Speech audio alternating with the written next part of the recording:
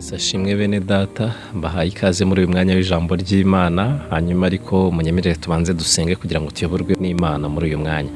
Tugushimiye kuri Imana yacu, tugushimiye kwandikishije iby'urukundo rwawe. Uyu mwanya tugiye kuganira ijambo ryawe, twemerere utwungura ubwenge bwawe kugira ngo tubashe kurisobanukirwa.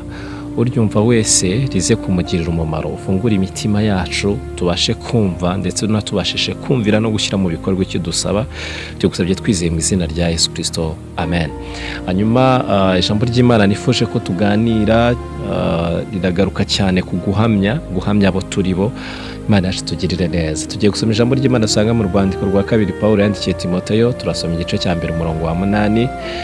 Rwandiko rwa 2 Pawulo yandikiye Timoteyo igice cya 1 umurongo wa 8 handitse ngo nuko ntukagire isoni zo guhamya umwami wacu cyangwa izanjye imboheye, haba ufatanye nanjye kurenganyirizwa ubutumwa bwiza ufashijwe n'imbaraga z'Imana. Reka dusubiremo, nuko ntukagire isoni zo guhamya umwami wacu cyangwa izanjye imboheye, haba ufatanye nanjye kurenganyirizwa ubutumwa bwiza ufashijwe n'imbaraga z'Imana. Imana yacu tugirire neza.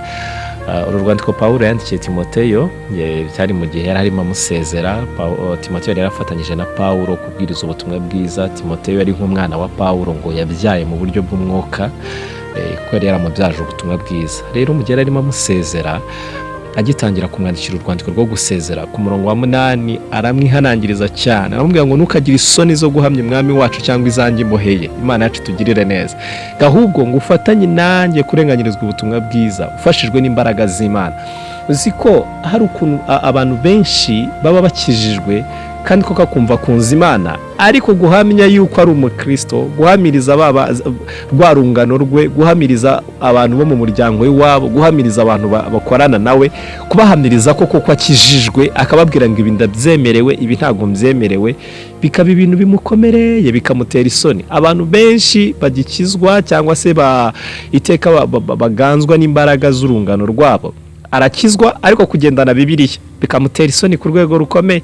Arakizwa ariko kugendana n'abantu bakijijwe bikamutera isoni. Arakizwa ariko yagera ahantu bari kunywa inzoga, guhamya yuko atazinywa bikamutera ikibazo gikomeye cyane.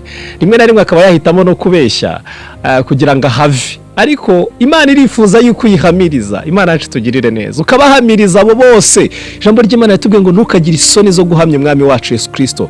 Hari indirimbo ivuga ngo numara kumwemera nk'umukiza wawe, ngo uhamye mu bandi bose ibyo yagukoreye, ngo usabe n'Imana ibahishurire Yesu. Imana yacu tugirire neza. Bahamirize, berurire, ubabwire ko wakijijwe, kutakiri mu mubare w'abapagani. Imana yacu tugirire neza. Ntukagire isoni, ntago biteye isoni kuba warakijijwe.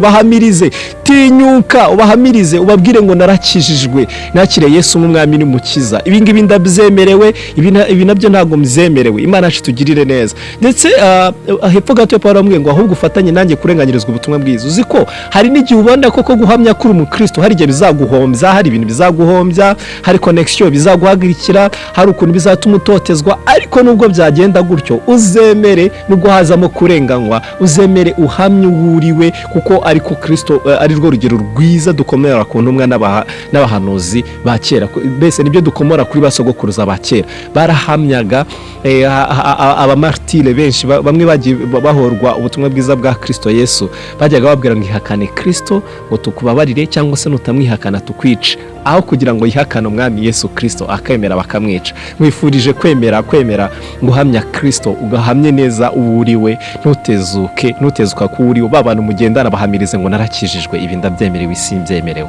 Babantu mu muryango iwanyu bahamirize ngo narakijijwe, ibi ndabyemerewe, isi mbyemerewe. Ubu umugabo wo guhamya uwuriwe, Kristo nawe azaguhamiriza imbere ya Data. Mwifurije guhamya uwuriwe kuko bidateye isoni. Urakoze cyane. Yesu aduhana umugisha.